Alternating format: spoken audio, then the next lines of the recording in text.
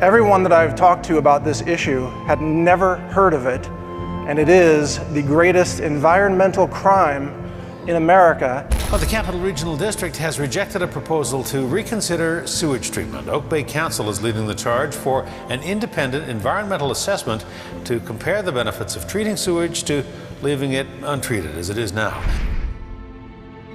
This is where biosolids are being produced. Everywhere across America, everywhere that a toilet flushes, everywhere that sewage lines converge in a city, they have a biosolids problem and they have to get rid of it. Raw sewage, finding a way to make it a little more useful for local farms by creating fertilizer. But the question is this change safe and sanitary? When Tom Estabrook is gardening, he's not thinking about what's in the soil. I don't worry about that whatsoever. Remember, everything you flush down the toilet goes into these biosolids. If you wouldn't put it in your own garden, don't flush it down the toilet. Many of you may or may not know, but EPA regulates under our environmental statutes like the Clean Water Act, like the Clean Air Act. But there's no Clean Soil Act, which means that the government has said we can mass pollute the soil and call it legal and call it green and call it recycling. So we now have government legalized pollution, and it's been legalized by the EPA, which I would say, in my opinion, is a highly corrupt organization that needs to be radically reformed to actually protect the environment like they used to do back in the 1970s. The EPA and we as a country have inadvertently created really a devastating vector for bioterrorism of ourselves. Biosludge always contains one chemical we found. There's one chemical that's a marker for it. It's Benadryl, the over-the-counter drug.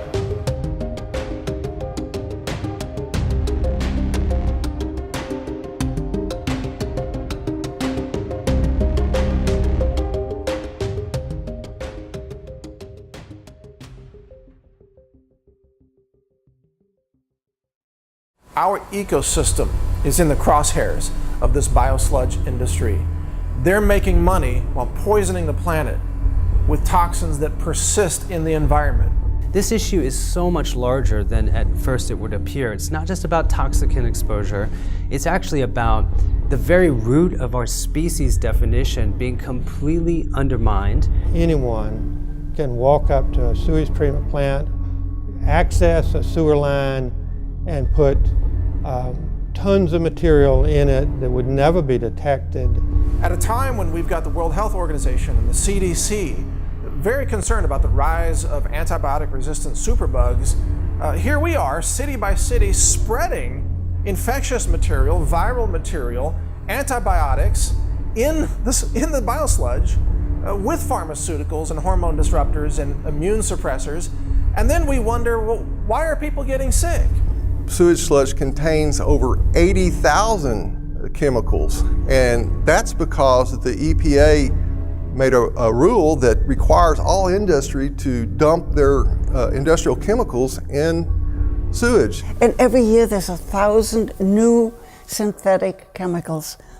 And of course EPA keeps telling us it's nutrient rich. But what they are doing out of ignorance and greed is basically a form of domestic terrorism when unknowingly or unwillingly they spread the myriad of pathogens and toxins that cannot be eliminated from the natural environment.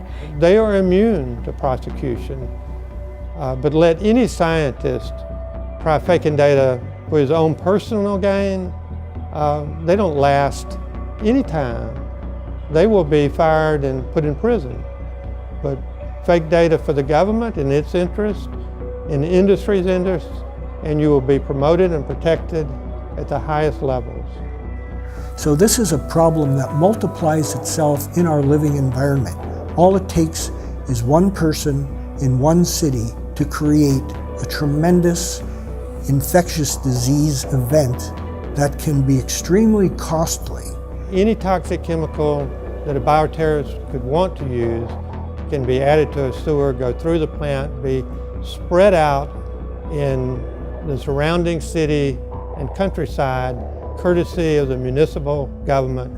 Nobody will know it until people start dropping dead.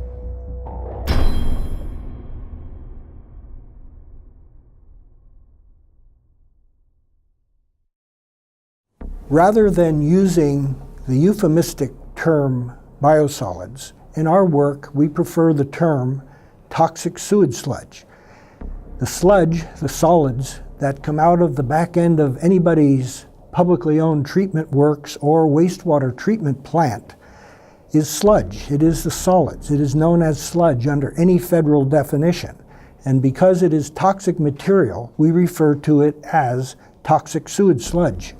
Sewage sludge contains every single chemical that you can imagine, because every industry, every entity that's connected to a sewer can discharge their hazardous and acute hazardous waste, and treatment plants are not designed to remove these. So it is not a wild statement to say that the sewage sludge is likely the most pollutant waste mixture of the 21st century. Well, when humans consume all of the mostly processed foods, which are contaminated with a lot of man-made pesticide residue and insecticide residue. I mean, you look at the earth and it all starts really from the farms, and the plants are sprayed with all kinds of industrial chemicals and herbicides and pesticides, and it's really like a revolving system that goes around, because then you have rains and you have the water runoff that goes into the rivers and into the lakes and contaminates the water. So this whole system just circulates around, and then it goes to the human. Biosolids is a stream that's exiting a wastewater treatment plant. And probably the best way to describe it is a wastewater treatment plant takes inputs from the sewer system, and it's split into two separate streams. You have a liquid stream and you have a solid stream. The solid stream is known as wastewater effluent, or wastewater. You know, these companies try to recirculate this, and they try to recycle all this chemical sludge instead of figuring out ways to ecologically eliminate that and take that out of the ecosystem or out of the cycle for good. It just keeps revolving around into this same cycle and this same cycle over and over again. And then they make fertilizers out of it. They use it for soil preparations. They figure out ways that they can take this toxic sludge and then use it for their advantage, so they can turn it around, since they have to process it anyway and then make money off of it. Yeah, so people eat all this food and live this, toxic lifestyle, and then they go to the bathroom when they can, because most people are constipated anyway, and then they just flush the toilet and they think everything's gone. So it's like a flush and forget type of scenario. And they don't realize that it's right back on their dinner plate 3 weeks later.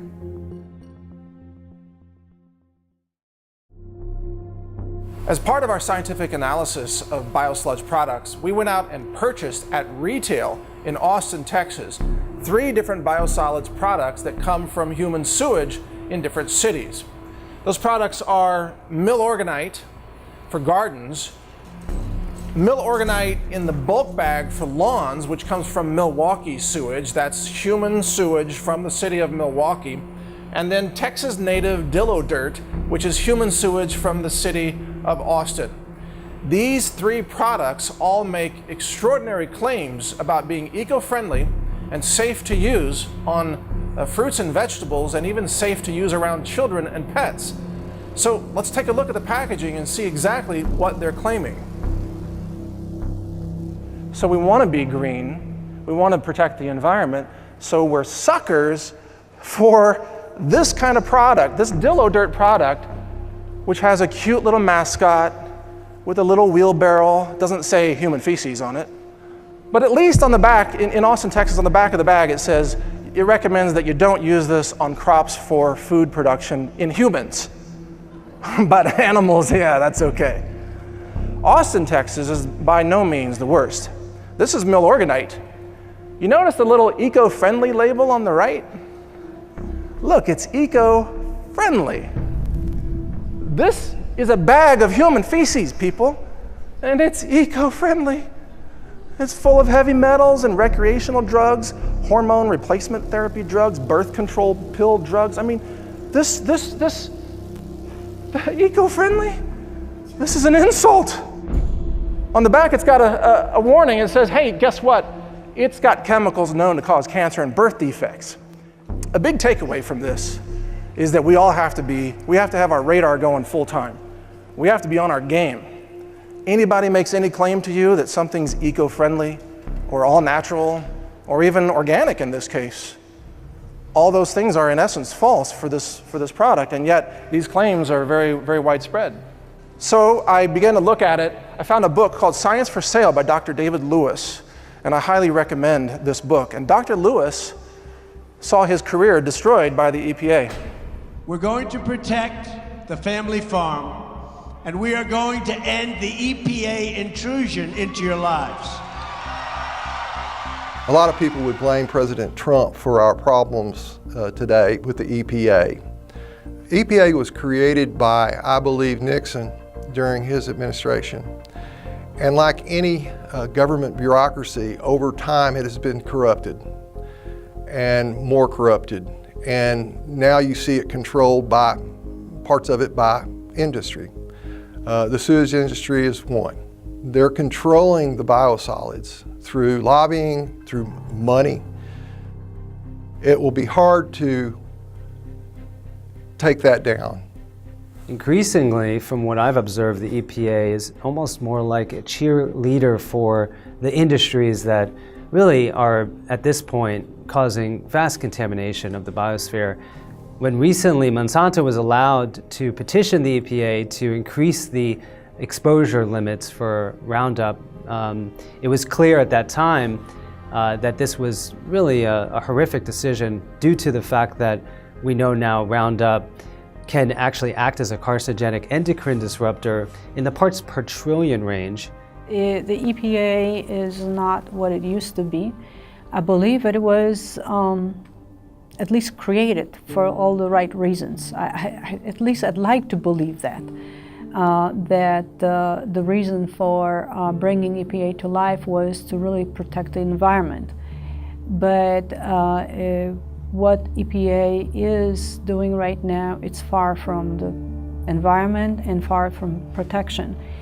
I think people like David Lewis, who was at some point EPA senior staff scientist, and who now are outspoken, independent scientific voices out there, can again have a say in how EPA functions. I worked at EPA for 32 years. Beginning in 1970, when EPA was created, EPA was a good agency, had good intentions, good scientists. That changed in 1993. There was a mass exodus of EPA scientists at that time. So the scientists that remain at EPA today is a different culture than when EPA was created. I'm speaking out because science was everything to me, and science is all about the truth. My life was dedicated to it. Once science at EPA was no longer about the truth, but it was about supporting certain industry practices and certain government policies, I wanted no part of it. But rather than walking out the door like many of EPA's scientists did when that happened, I decided to stay in. I filed a series of whistleblower lawsuits to get discovery documents. I wanted to understand how this happened, and I felt like I could do more for science to tell this story than I could in a laboratory producing data that would never see the light of day anyway. In the federal government, when data are fabricated, they can get away with anything in the way of fraud, covering up adverse health effects, faking data. The individual at EPA who came up with EPA sludge policies, Henry Longest, in the mid-1970s, and was still protecting biosolids with fake data when I left EPA in 2003. He received multiple presidential awards in the Rose Garden by President Bush, even though it was known all of the fraudulent activities he was involved with.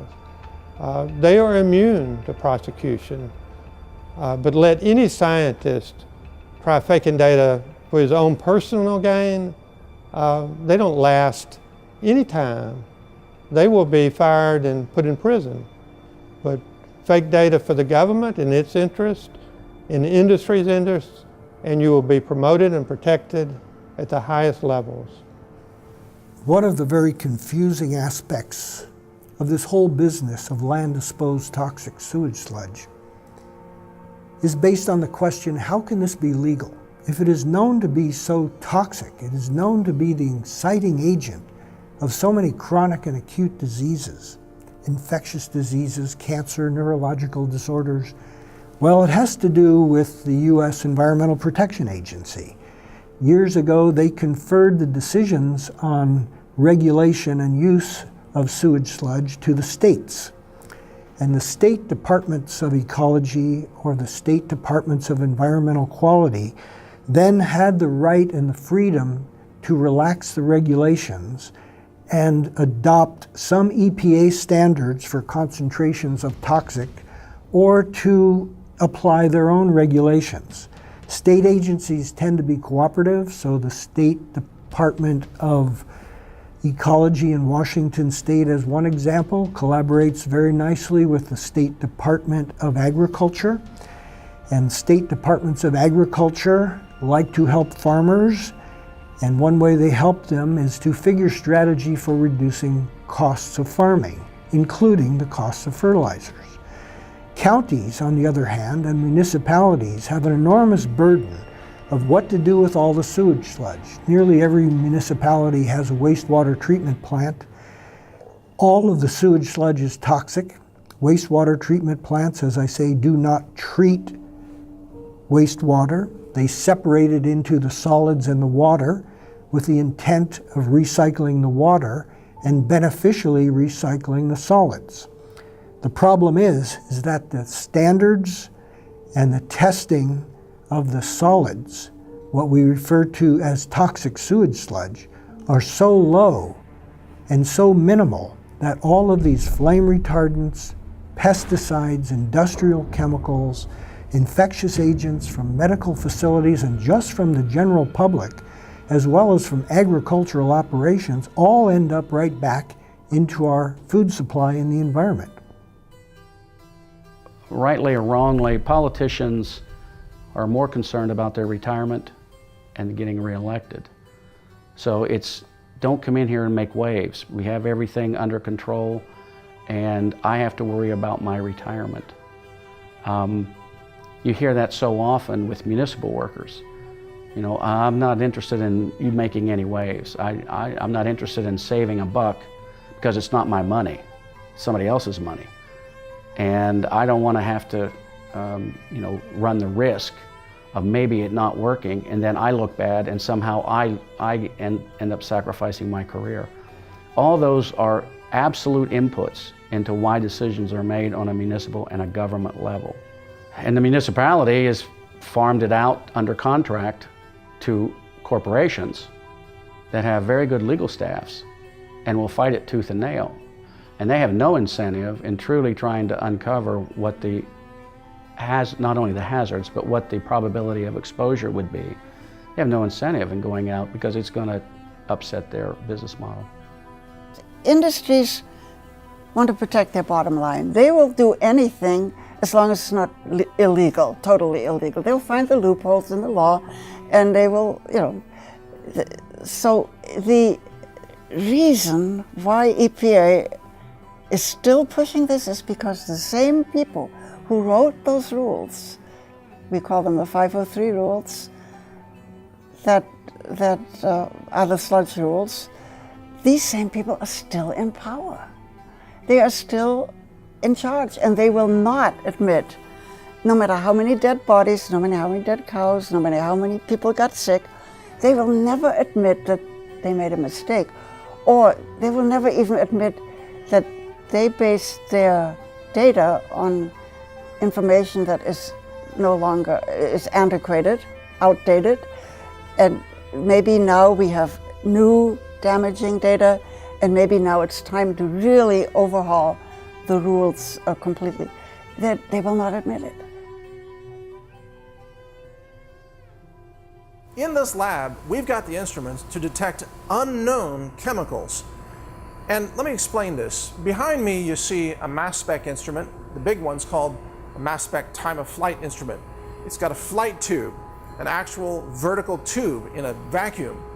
And molecules are projected and focused into an ion beam in that tube, and then the time of their flight, so to speak, or the time it takes for them to travel through that tube is measured to determine their mass to charge ratio.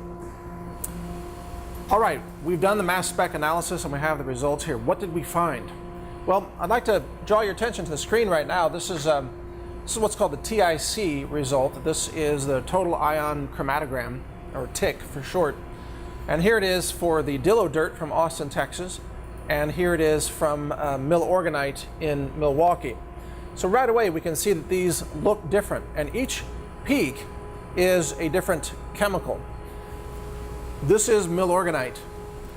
Every color is a different potential chemical that was found in the analysis. In fact, every peak is a different potential chemical, and if we zoom in on this, we can actually see that there are thousands of different chemicals. The numbers you see are the area response as well as the retention time. The x-axis is time, the y-axis is counts for that specific chemical mass. And if you look at our list over here, we see that we have 3,504 potential chemicals in the milorganite sample. Right here is warfarin, blood thinner that can be deadly. One of the side effects is death. And that's just one chemical out of thousands. Here's atrazine, right here, atrazine-D5. Atrazine is a toxic herbicide that causes chemical castration and gender bender changes in both humans and amphibians. And here it is. We're seeing it identified as a likely candidate in this biosludge sample. You are being exposed to thousands of different chemicals, and yet they call it organic and they call it eco-friendly. That's milorganite. Even the name is misleading. So let's take a look at dillo dirt from Austin, Texas, and let's see how many chemicals we can find as potential candidates in that product. Is 1,969 candidate chemicals. So it's about half of the number of chemicals that were found in the milorganite product, roughly about 4,000. This is roughly about 2,000. And yet, many of them are the same. We have pesticides, herbicides, atrazine, fungicides, pharmaceuticals. We have recreational drugs and industrial chemicals, as well as chemical solvents, plasticizers, hormone disruptors. All of these things are found in dillo dirt. And this is in 1 microliter. 1 microliter, 1/1,000,000th of a liter of dillo dirt. And this is being done again by cities. And Austin says it's a progressive city. Austin claims to be all about halting climate change and eco-friendly technologies and clean solar energy. And yet they're selling this, thousands of chemicals, to their own residents. People are lining up to buy this stuff and put it on their gardens. They think they're home gardening with an organic fertilizer. Here's the truth that the city of Austin doesn't want you to see.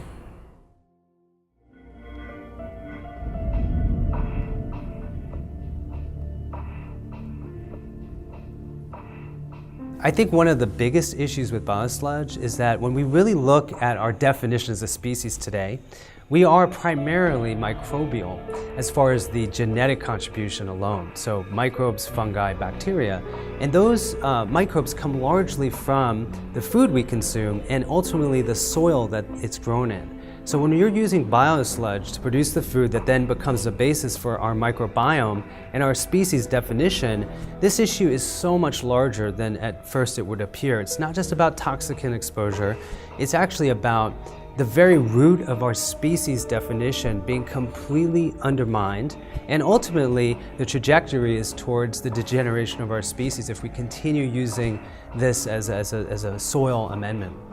When I first started researching sewage sludge or biosolids, I went after the pathogen question. And there are probably, a couple of dozen pathogens, in sewage sludge. I found that the chemicals in sewage sludge is something that the sewage community does not want to talk about. In fact, they refer to it as contaminants. When I researched that, I came across an EPA document called the Targeted National Survey of Sewage Sludge, and the last one released was in 2009, and it listed hundreds of chemicals in sewage sludge.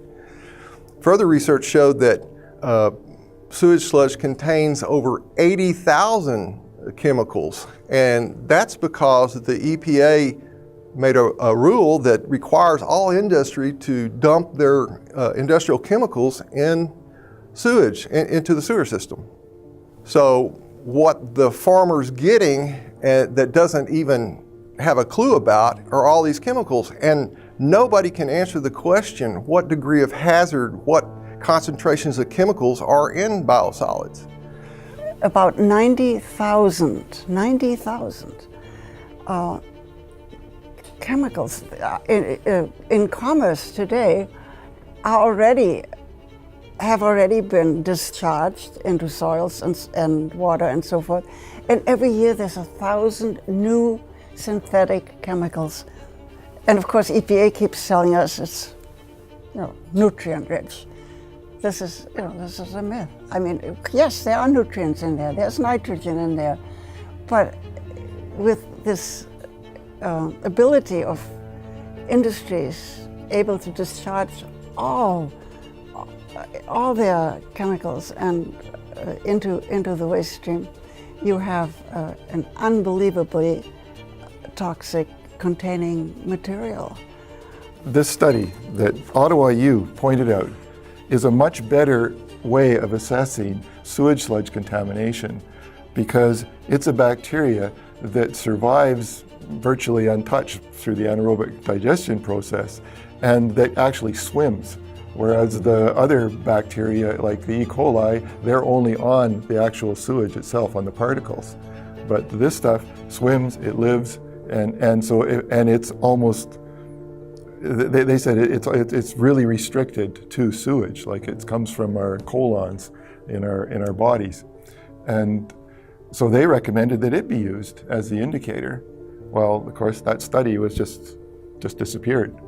Nobody's commented on it or done anything about it.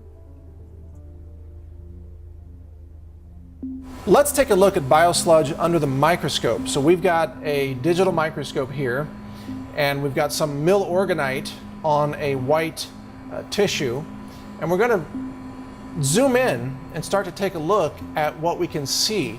Now you can see the structure of the pebbles, which look like boulders under here, but as we zoom in more, you start to see features of mysterious fibers that don't necessarily look like plant fibers. Many of them start to look synthetic as you really zoom in on it. And you can start to see that there are some very odd looking elements in this picture. What is this growth or structure there? What is this fiber? What are these chunks? And you can actually start to maneuver around the scene using this microscope setup. We're looking at essentially a dehydrated, pelletized form of human sewage. And it should be no surprise that it's full of all kinds of questionable and disgusting things. And throughout this landscape, you see mysterious fibers. Now we're starting to see more details about this structure. What is this yellow object that's lodged here inside the turd boulder? What does this look like? Microplastics. This is a kind of pollution, a kind of contamination that's in the oceans, and it appears to be here in the biosludge as well, connected to these other fibers. It's clearly a polymer, or resembles one, and we have all these other fibers and strands that are in this biosolid product. It looks pretty creepy. Is this something that you want on your food? We zoom in here, here's another, it looks like a polymer of some sort, mixed in with everything else and all these bizarre fibers. And whatever this mass is here that has glommed on to this turd boulder, you know, this is what you're putting on your garden, people. This is what's going on your food. First, notice that Milorganite from Milwaukee says it's eco-friendly. This is one of the big claims. Eco-friendly. So if you take a concentrated form of human sewage, viruses, heavy metals, even industrial waste, all kinds of toxins, and you concentrate them, you can call it eco-friendly, according to Milorganite. In small print, in complete contradiction to the primary claims on this label, they say that this product may cause cancer. This product contains detectable quantities of chemicals known to cause cancer, birth defects, or other reproductive harm, they say. They even say, by the way, do not apply near water, storm drains, or drainage ditches. You know why? Because if it runs off into the rivers and streams and oceans, it kills aquatic life. So they say, don't apply it where it might run off into the water. Instead, they say, apply this product only to your lawn and garden and sweep any product that lands on the driveway, sidewalk, or street back into your own garden to grow the foods that you're feeding your children. Now we get to Dillo Dirt, which comes from Austin, Texas. This is human sewage that people flush down the toilet in Austin. And you see an armadillo with happily carrying a wheelbarrow full of human sewage. They call it Dillo Dirt because they can't call it Austin sewage. Nobody would buy it. Now, in every case, these products claim to meet state standards and federal standards, which are, of course, a joke when it comes to real eco-sensitivity and human health. This product says it's a sewage product of the City of Austin water and wastewater utility, which has been processed in a manner that meets all of the Texas Natural Resource Conservation Commission requirements for, quote, uncontrolled use as an organic soil conditioner. This isn't organic from the point of view of being clean or certified organic or producing organic food. If you put this on food, that food is not organic. That food is polluted, contaminated food. But they don't tell you that on the bag, do they? They just have a happy image and happy claims, and they say, no problem, use it almost everywhere.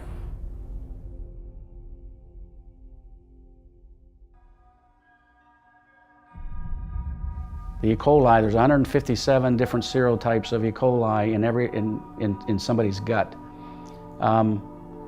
So there is the potential, for example, the serotype of E. coli I have in my gut, probably my family has the same serotype. There's only one chance in 157 that the E. coli in your gut is the same in mine. So you could actually, your E. coli would make me very sick. So, but there's 156 chances out of 157 that I'm going to get sick if I get contaminated with your E. coli. All 157 varieties are in biosolids. And that's the problem. In the bioterrorism paper that I wrote, that is a serious concern, because now someone can go and take that, and it's not DNA traceable. It's as simple as going out to the field that you throw biosolids out, putting it in an 8-ounce jar, adding a little fluid, a little water to it, putting it in a spray bottle, going across the U.S. and spray it on salad bars as you go from town to town. 4.5 million people could be infected within 2 weeks. That's the reality. People can argue that, but they won't survive the argument. The subject of bioterrorism has been brought up, and if you consider Dallas, Texas, when it was tasked with Ebola, and the way Ebola works is it causes dehydration in the victim and in the form of diarrhea and also vomiting. And you got to think about where that went. It went into the sewer system. It went down the sewer system and ended up in biosolids. And in fact, the CDC had special sessions with sewage industry to talk about that. And they were closed door sessions. So I don't know what was said, but they had a concern. The same thing could be talked about bioterrorism, where a terrorist pulls into a hotel and flushes whatever down the toilet and contaminates, and then the sewage industry disperses for them.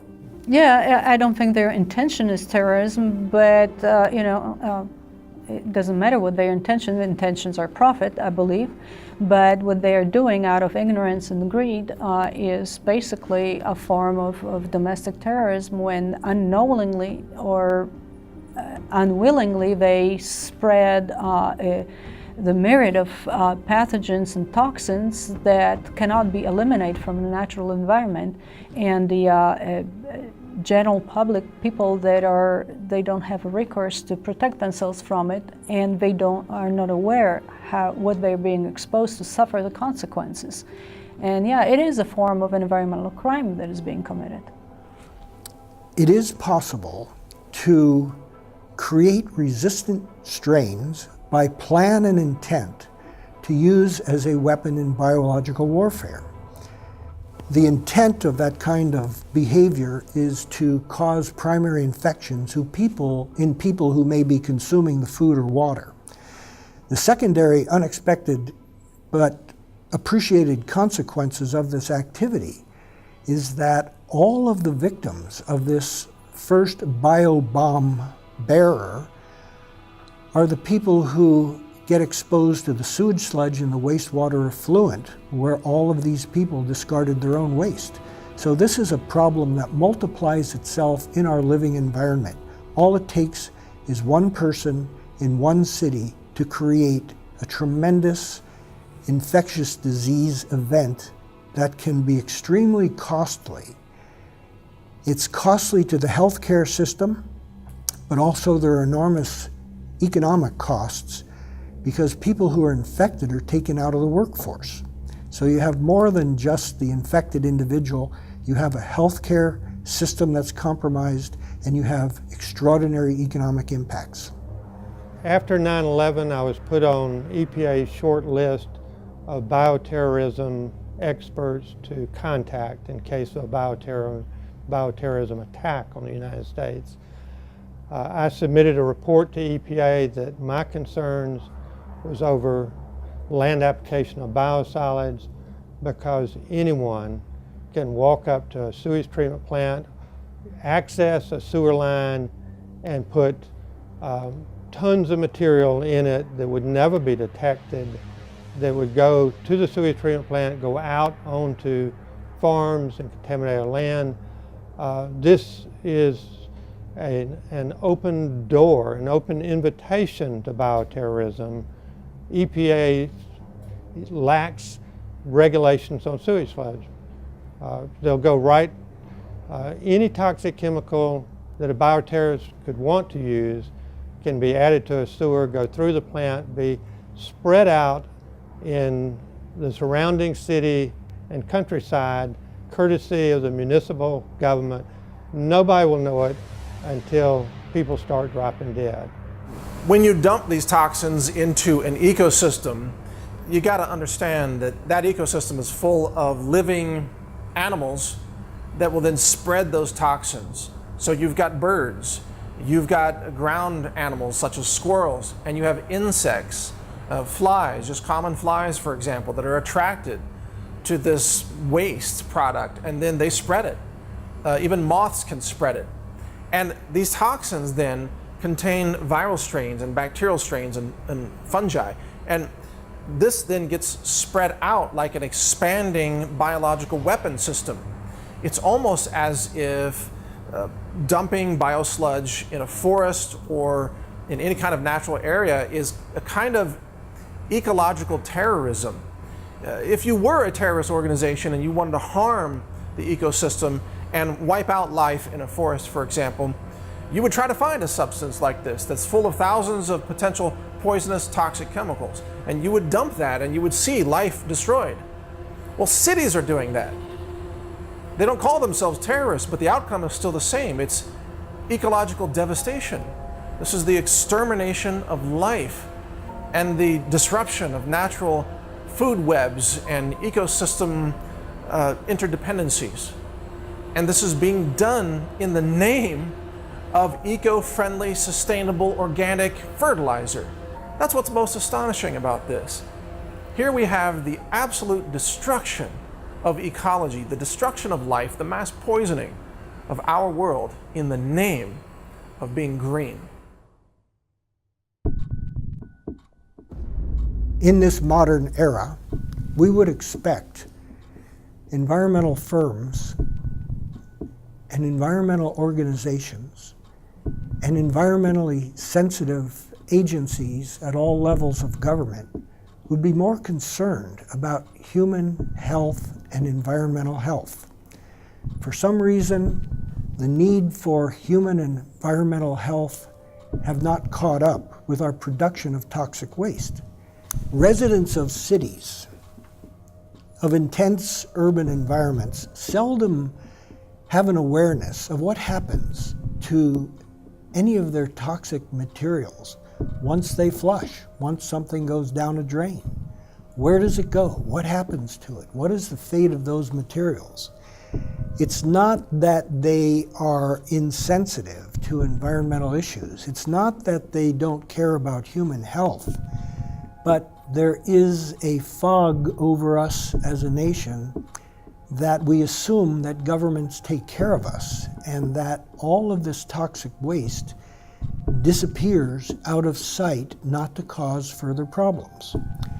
New York City is known as one of the most environmentally sensitive cities in North America, as dense as the population may be. But when you make an inquiry of people in New York about where the sewage goes, they don't know. Many of them do know there are major wastewater treatment plants in New York, and they know that the water gets flushed right into their waterways that surround New York, but the sewage sludge itself is hauled by truck and train points west. Pennsylvania and other states west become the receiving grounds of these thousands, hundreds of thousands of tons of sewage sludge just from New York alone. And it goes on the food crops that go right back to New York, because New York City doesn't really grow any food crops of its own. So they're recycling the toxics right back into their own environmentally sensitive community. The toxic chemicals that are in sludge now that's been applied to land, most of those are going to still be a problem centuries from now in the soil. The next ice age will come and go, and when the ice recedes, there will still be heavy metals in all these soils. It's unimaginable what we're doing now from the standpoint of how unfixable this is if we let it keep going. I think the answer to this is pretty simple. I think it's money.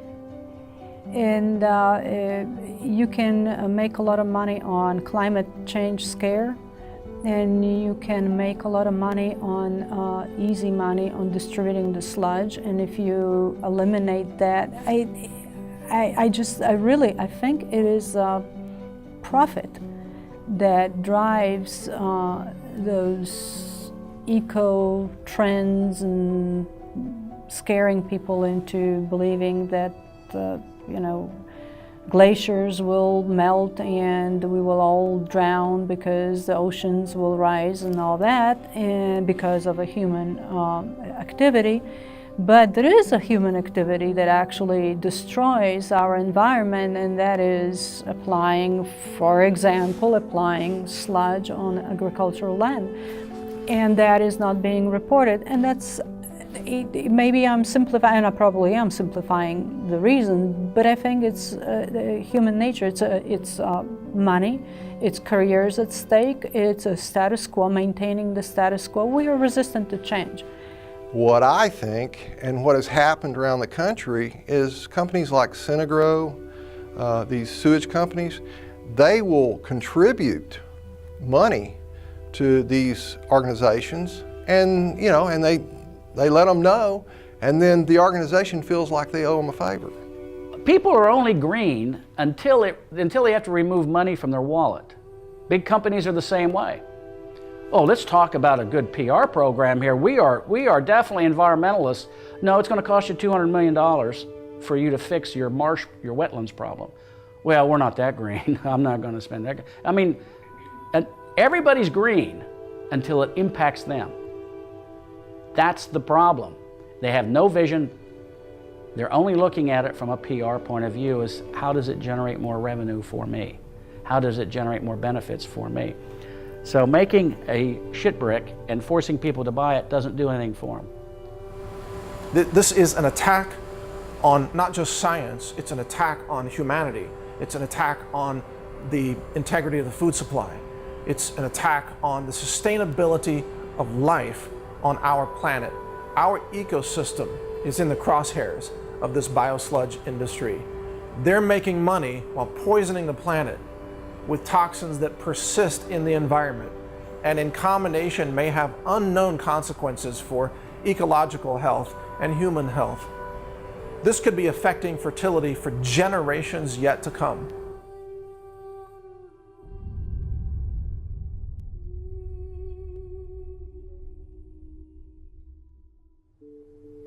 We are creating a perfect shitstorm, literally speaking, by doing what we're doing with our sludge. That it's basically a perfect recipe for long-term horrible consequences for natural environment and for humans. And it is, whether unintentional or intentional, it is a perfect recipe for long-term dire environmental and health consequences. An approach like Switzerland, I believe, is one of they don't do any sludge application in farmland because people don't like it, and actually Swiss government listens to their people, and they used to do that, and people spoke their mind, and they don't anymore. They incinerate it. But other countries, such as in Scandinavia and Europe, Germany and Switzerland in particular, in many areas have totally forbidden and abolished the land disposal of sewage sludge. So by default, they have to move to the thermal conversion or thermal decomposition alternatives. So German engineering and ingenuity have come to the fore in the production of new thermal conversion systems for converting sewage sludge into useful products for industry. But by incinerating it, you see, you've destroyed the toxic organic molecules. You've destroyed the pesticides and the herbicides. You've destroyed the hormone disruptors and the pharmaceutical hormone drugs, HRT drugs and so on. It's the incineration that is the critical process here. Now, you haven't eliminated all the heavy metals, but you've eliminated the organic molecules, which really is the greatest threat to this, and you've killed viruses and bacteria and fungi. Incineration is such a simple solution. You might wonder, why aren't cities doing it? Well, because it costs them money. It takes energy to incinerate biosludge. And so instead of spending the money and responsibly eliminating the dangers of their sewage product, they instead package it and claim it's organic and claim it's eco-friendly and then sell it to people where it goes on to poison the environment. Well, temporarily, you can put it in, they all have waste disposal sites for their garbage, and they're all engineered and lined and everything else. And the sewage sludge can be mixed with the garbage and put in there. And one of the, one of the arguments is that, oh, well, that'll waste space that could be taken up for garbage, but it doesn't waste space because 70% of the sewage sludge is water. And so it's only going to take 30%, and half of that 30% of actual matter is going to turn into methane gas, and you catch it. You put a lid over you put a cover over the garbage dump, and you capture that, and you can burn it. You can even generate electricity with it, use it as a fuel. So that leaves like 10 to 15%, and that gets concentrated. I mean, that is all mixed in with the garbage, so it's filling in spaces and holes in the garbage. So the most that you're going to get from that is 10% of mass added from the initial amount. So it's crazy to think that is, we're going to waste space in the dumps. It's not. It takes up very little space. It's a very practical way. But you only have to do that on a temporary basis until you can get the gasification plants and the pyrolysis plants built. It's unfortunate about our youth that they're growing up in this contaminated world, okay? It's a fact that they are. There's just no telling what all is contaminating because they just won't run tests on it. We know that there are chemicals in our tap water. They have run tests on that. There are hundreds of thousands of chemicals that they found in tap water. So what are the chemicals that they're not testing for? Are they in tap water as well? And where do these chemicals come from? Did it come from Joe Smith dumping his prescription in the lake? I don't think so. It's coming from sewage, from farms, from the sewage plant. The only way to fix something like this is a public outcry. Future generations are going to have to deal with this. We're leaving nothing but polluted rivers for them to fix. And until somebody, and unfortunately it's going to take the younger generation, is going to have to step up and say, what are you doing to me? What are you doing to my offspring? Why are you allowing this to happen? They're going to have to change the way that politics is done. Somebody's going to have to get involved. And unfortunately, older people like me, we just want to step out. But it's the younger generation. In the changes that I've seen since the 60s are unbelievable. I can't believe that we've got to the polluted state, and this is in my lifetime. So that's less than 100 years. What's going to happen in 200 years if we don't turn this around? This is pretty serious stuff. Nature will always survive. I'm not so sure about human beings.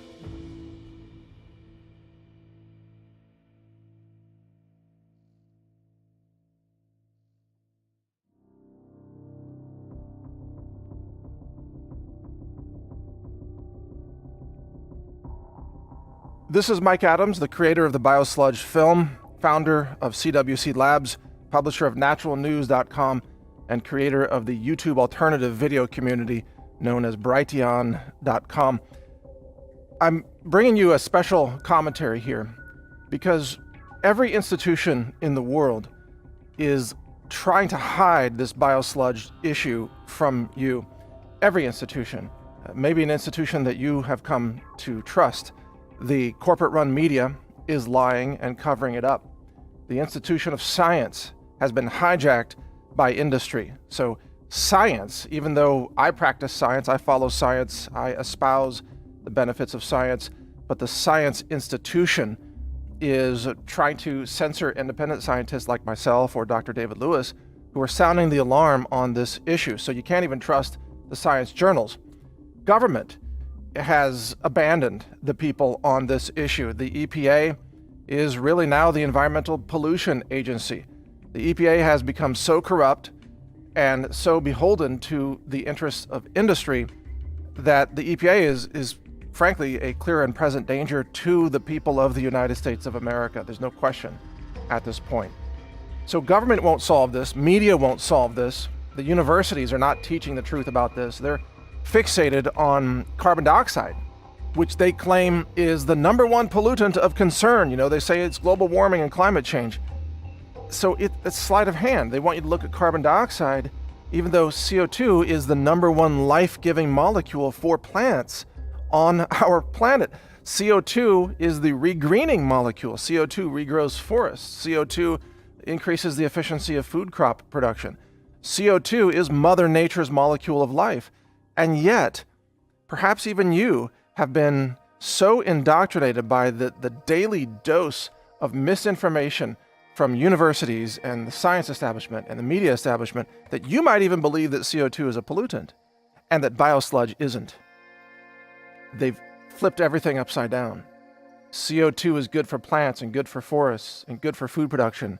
Biosludge is toxic to humanity and toxic to the ecosystem. And environmentalists, sadly, have abandoned, for the most part, the real threats to our environment. What are the real threats? Well, the mass pollution of the soils, biosludge. You've got genetic pollution from GMOs, and you've got glyphosate, an herbicide that now saturates the food supply with cancer-causing poison. Where are the environmentalists? They're focused on climate change and CO2. They're not focused on the real issues that are polluting and contaminating our world right now, causing infertility and cancer. And even now we have this polio-like illness, this mystery disease that's affecting children all across America. There's a massive CDC cover-up. They don't want to talk about what's causing that. And the experts haven't figured it out yet. It's probably related to chemical exposure through biosludge, pesticides, toxic medicines. The institutions in power don't want to tell you the truth about what's actually poisoning humanity. They want you to give them more power through elections, for example, and yet both political parties are abandoning humanity when it comes to this issue of biosludge, biotoxins. Think about it. Where are the Democrats on this issue? Nowhere to be found. Where are the Republicans? Busy with other stuff. There is no political process by which this can be solved because industry has so corrupted government that government has become the problem. Government cannot give you the solution to this mass chemical contamination and environmental destruction and human health destruction that's taking place because of biosludge. It's even worse than you might suppose. These institutions are run by people who are all part of really a worldwide effort to try to depopulate the planet. It's openly talked about now in many circles. They believe, these scientists and these high-level globalist bureaucrats, they believe that there are too many humans living on the planet. And they literally want to eliminate 6 billion people, maybe more, depending on who you're talking to. And because they think that the sustainability of the Earth can only be achieved through drastic reductions of population. And there are documentaries out there that are worth watching on this, the population bomb, population explosion. You can go back to the work of course, Ehrlich back in the 1970s, who warned about this. But ask yourself, you are part of that population that's living today. How do you suppose the powers that be might eliminate 6 billion people from the planet? To accomplish that, they either have to achieve mass infertility or mass death. Those are the only two options. And when you look at this practice of the mass poisoning of our soils and our food supply and our environment, you can't help but ask, is this deliberate? Is this a mechanism by which the human population is being exposed to an incredible array of toxins, not just chemical, but biological? Think about it. Every biological weapon system, let's say, that is dropped into the sewer system is then automatically spread by cities to the countryside, all across America. You saw the documentary that the biosludge waste from New York City and New Jersey and other places on the East Coast gets spread all across America. This is the mass chemical poisoning of the American people, and it is deliberate, and there is a cover-up. And every institution that's in power today is working against humanity. And this is a realization that very few people have come to. The government will not save you. Voting Democrat or Republican will not save you. Asking science to solve this problem will not save you because science is sweeping this under the rug. Going to the medical institutions will not save you. They profit from disease. They profit from cancer and Alzheimer's. They have no incentive to eliminate this chemical exposure. The agriculture giants, they have no interest in solving this problem because it's their poisons that are in the food supply. They are part of the problem. Bayer, Monsanto, you name it. There is no institution. The media won't tell you the truth about this. The environmentalists are too focused on climate change. Even the tech giants, they censor all this information. Facebook, Google, YouTube, and Twitter. They've been censoring my work for years. YouTube completely shut off my video channel earlier this year so that you could not see the videos that I'm producing. Videos that warn humanity about what's coming, about what's happening. YouTube is evil. Google is intensely evil. Facebook is evil. And they will censor anybody who talks about the true story of what's happening with Biosludged today. Because they do not support the environment. They do not support independent journalism. They do not support real science. They are controlled censors. They are controlled tyrants. They are authoritarians. And anyone who dares to question the status quo, even if that status quo is engaged in the mass murder of humanity, they will be silenced, censored, shut down, shut off the internet, and viciously attacked on top of that, smeared, slandered, you name it. I've had all that happen to me, which is why I've put out this film for free. It's why I'm encouraging you to post this film to your own YouTube channel. Just give us credit, link back to brighteonfilms.com, but post it everywhere. Post snippets from the film. And we're going to do more. In the name of humanity, we're doing more.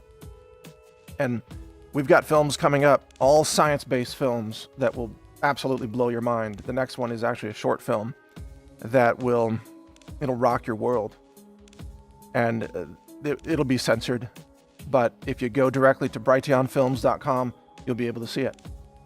In fact, let me give you a few tips how you can stay in touch with my work. Number one, you can read naturalnews.com. We have announcements there. You can join the email list there for daily email newsletters. Cover all this and much more. You can go to brighteonfilms.com and sign up to the email list there, and we'll alert you every time we release a new film.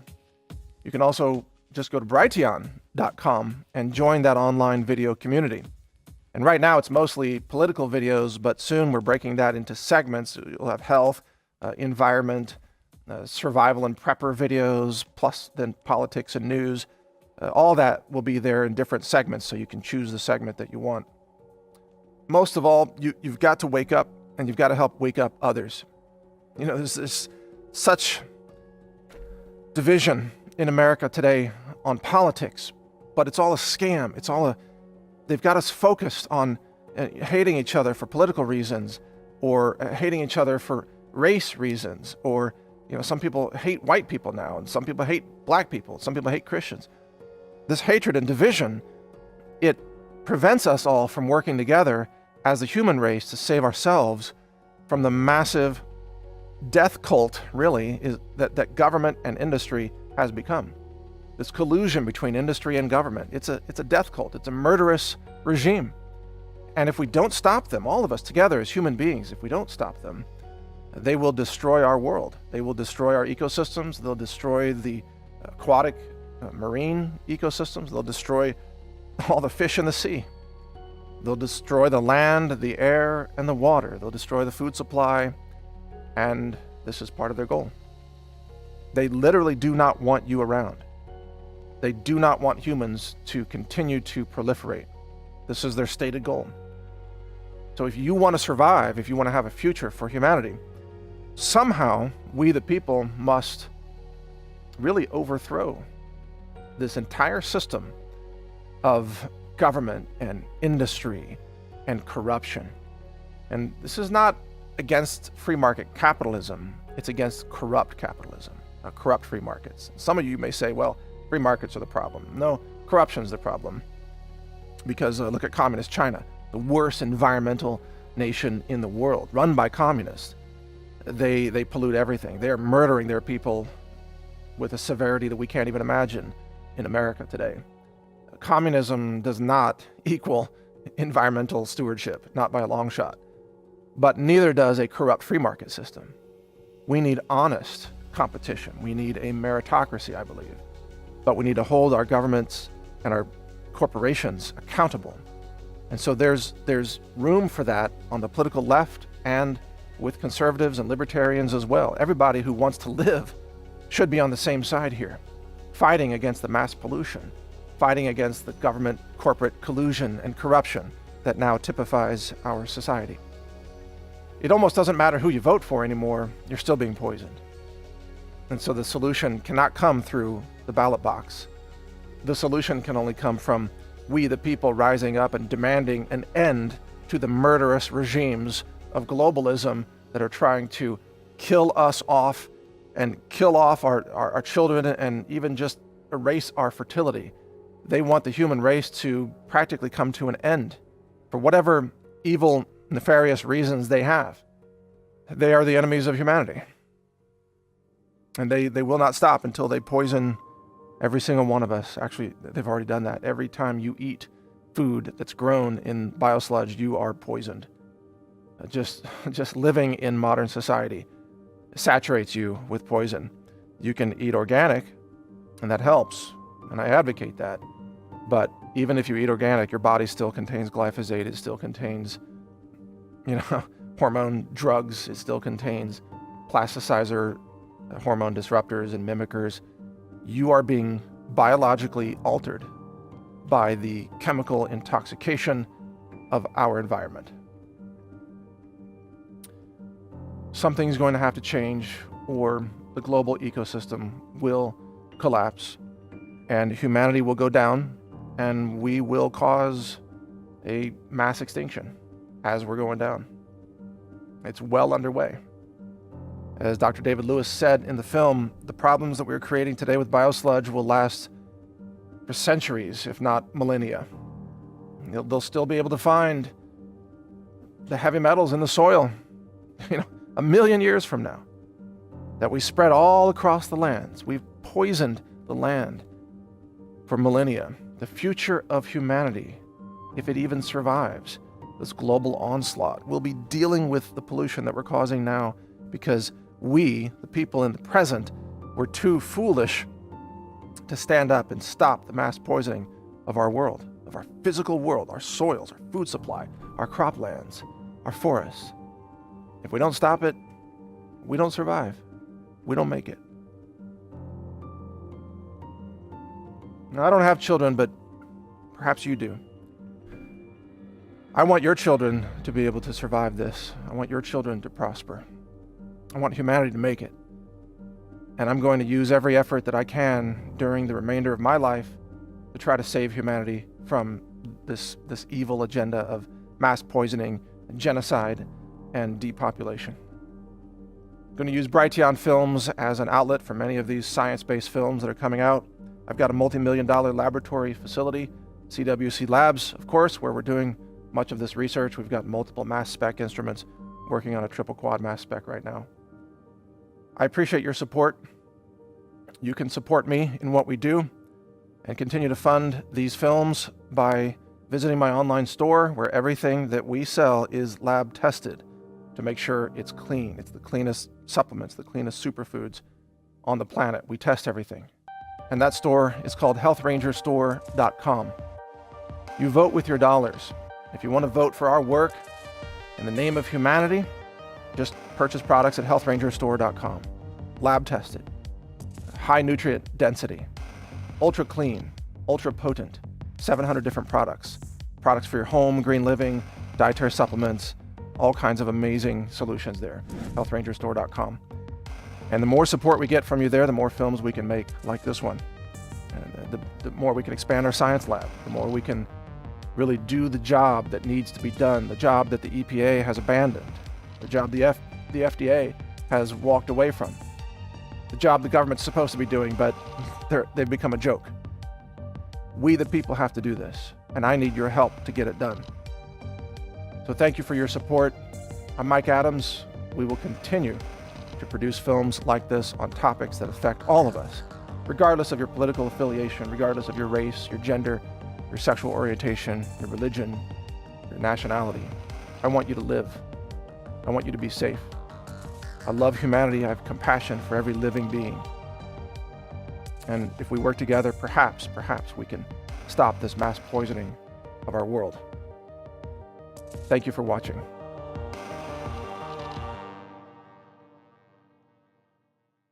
Explore more educational films at brighteonfilms.com.